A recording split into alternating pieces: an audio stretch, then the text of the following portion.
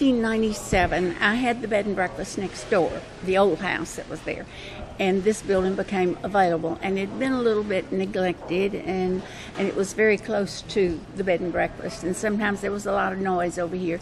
So I inquired, and I bought it in 97. And at that time, there was a restaurant and a coffee shop here. And so I just left it that way and collected the check for that, which was a lot easier than running a restaurant. But then the storm came in 2005, and it completely blew out the back wall. And so we had no tenants then, of course. And so the building sat empty until early 2010 because we had to get our houses and the streets, everything back in order. So in 2010, we started cleaning everything out. And when I say we, my son-in-law was my contractor here.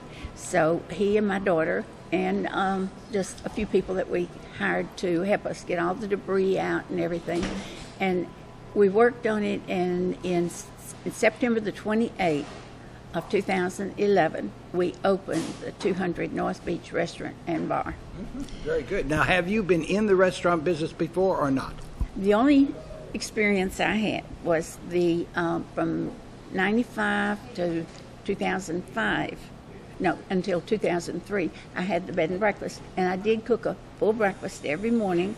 And most of the people that were visiting there were people from Stennis working out there, and they loved to have their breakfast at 6:30.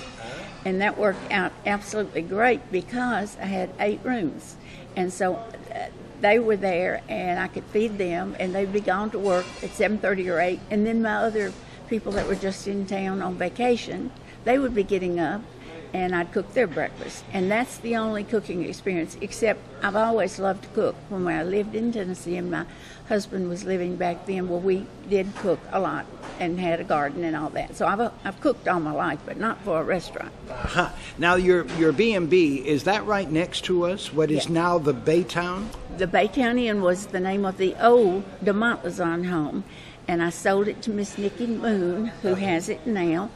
And she bought that in 2003. And so she ran it until 2005, and then it was completely blown away. Right. So then she made the nice inn that she has now. Mm-hmm. Now, as a restaurant owner, you're also a mom, you're also a grandmom, I'm sure. Yeah. You know what the food should be, and you know what you want. Mm-hmm. So if you give yourself what you want, then the customers are going to get a good product. I try my best to do that. Mm-hmm. I really do. And yes, I can taste something. If they say it's too salty, I immediately can tell.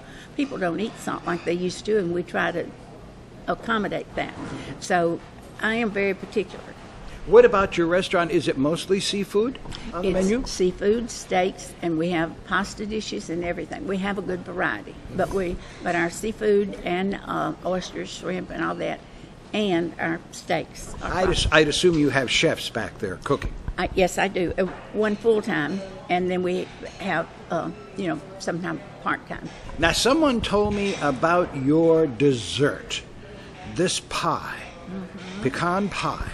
Yeah, I think I have a reputation for that, and I hope everyone that they put out is made the way I used to make it, and I sort of have to keep an eye on that. Right. But it is pretty good.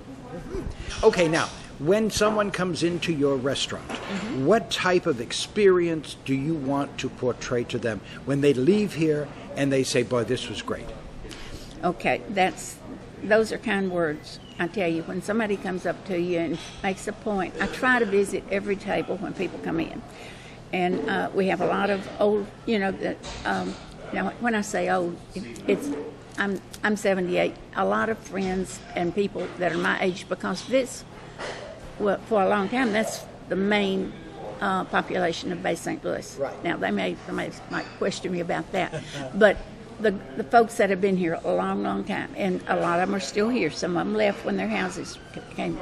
But now we are getting the, I'd say, the middle-aged people are coming in, building houses, and a lot of other people are living around here and going to schools.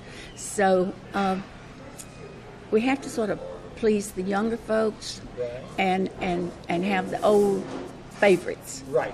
And I do try to go around to the tables and speak to everybody. I'm known for talking, and I try to remember a name. And I do have a little cheat sheet to keep down a few of the names, like the man that was here last night. He's the man that called me about 2 or 3 months ago that had my little dog down the street.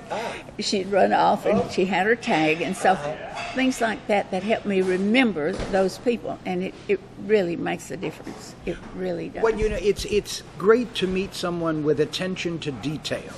And then also, you're right, you really have quite a task, because you have the young people, and then you have the senior regulars, and so and some of them don't like more salt or less salt, or they're watching it, and I guess you have to do the same thing in your recipes. Well, this is what we do when we have meetings and everything. This is what I stress.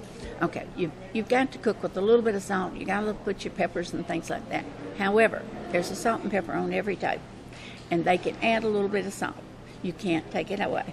So that's our motto. We just, if in doubt, use a little less.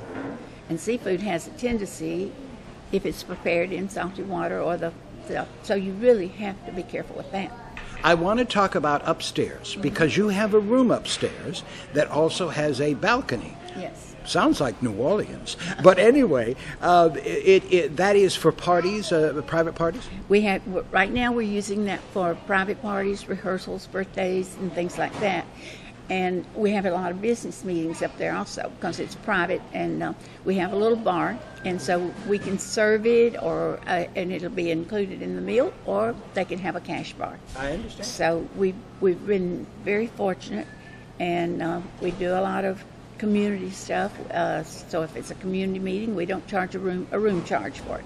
If it's a big birthday party where I'm going to have like a bartender and 2 or 3 servers, there is a slight room charge, but we try to make it very reasonable. And of course, you have a great view from the balcony, because you can see the bridge and the water and the marina. And the harbor, the big harbor that they've opened. And what do you think of this harbor?